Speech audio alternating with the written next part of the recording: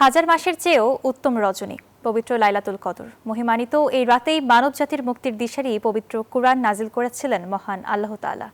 অশেষ নেকি হাসিল আর গুনাহ মাফের আশায় নফল ইবাদত, জিকির, আসকার আর কোরআন তেলাওয়াতে রাত পার করেছেন ধর্মপ্রাণ মুসলমানরা। গোরস্থানগুলোতে কবরবাসীর জন্য দোয়া, মোনাজাতে মশগুল ছিলেন স্বজন হারানো মানুষ। শিহাব জাহিদের প্রতিবেদন। শান্তি ও মুক্তির বার্তা নিয়ে আসে মহিমান্বিত রজনী শবে কদর। মুমিন মুসলমানের কাছে এ রাত হাজার রাতের চেয়েও শ্রেষ্ঠ। অন্ধকার থেকে আলোর পথে ফেরার যে পাথেও সেই মহাগ্রন্থ আল কুরআন অবতীর্ণ হয়েছিল এই বরকতময় রাতে। মহান রবের সান্নিধ্য পেতে ব্যাকুল ধর্মপ্রাণ মানুষ। এশা ও তারাবির নামাজের পর রাজধানী সহ সারা দেশের মসজিদগুলোতে চলে বিশেষ নফল ইবাদত। অন্তরে বিনয় নিয়ে বান্দারা ক্ষমা চেয়েছেন দয়াময় আল্লাহর কাছে। জিকির ও তাসবিহ পাঠে মুখরিত ছিল মসজিদ আঙিনা।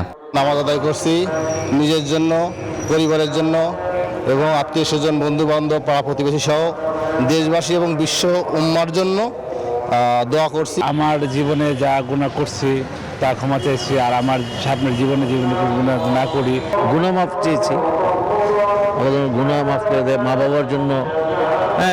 তারপরে এই দেশে যারা দাদা দাদি, নানা আত্মীয় স্বজন যারা মারা গিয়েছেন, এই আন্দোলনে যারা মারা গিয়েছেন, তাদের জন্য আল্লাহর কাছে চেয়েছি যে এই মহিমান্বিত রাতে যাতে আল্লাহ আমাদের সকলের গুনাহ মাফ করে দেন। শুধু মসজিদ নয়, কবরস্থানগুলোতে চলে যাওয়া প্রিয়জনদের রুহের মাগফিরাত কামনায় দুহাত তুলেছেন বাবা মা হারানো সন্তানরা। অশ্রুসিক্ত নয়নে বিদেহী আত্মার শান্তি আর জান্নাত কামনায় করেছেন মোনাজাত। আমি আমার বাবার জন্য দোয়া করেছি, আমার আত্মীয় স্বজন এখানে অনেকেই মারা গিয়েছেন, অনেকেরই কবর এখানে আছেন, সবার জন্য দোয়া করেছি। পুরো মুসলিম বিশ্বের কবর যারা যারা মৃত ব্যক্তি আছেন সবার আত্মার মাগফিরাতের জন্য আমরা আসলে দোয়া করেছি। বাংলাদেশকে যেন আল্লাহ পাক রক্ষা করেন, বিশেষ করে ইহুদি খ্রিস্টানদের কবল থেকে আল্লাহ যেন এই দেশকে রক্ষা করেন। রাত যত বাড়তে থাকে ইবাদতের একাগ্রতা।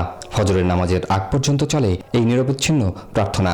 শেষ রজনীতে সম্মিলিত মোনাজাতে দেশ ও জাতির কল্যাণ এবং বিশ্ব মুসলিমের ঐক্যে বিশেষ দোয়া করা হয়। শিহাব জাহিদ, নিউজ 24, ঢাকা।